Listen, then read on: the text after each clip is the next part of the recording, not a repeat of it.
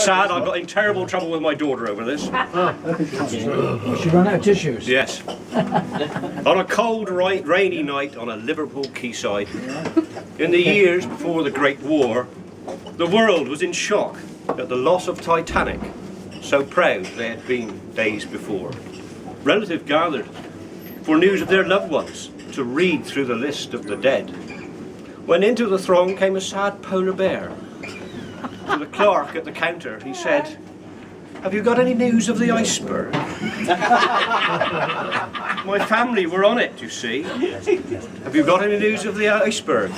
They mean the whole world to me. My wife and children were coming from Greenland to be by my side in the zoo. Belinda's my wife and my eldest called Bernard. And Billy, well, he's only 2. I know on this ship there were hundreds of people, and I know the iceberg's not yours. The polar bear's eyes held the start of his teardrops.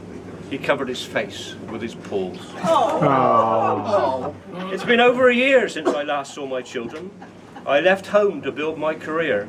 I've worked very hard. I'm a star in the circus. It's all been for nothing, I fear.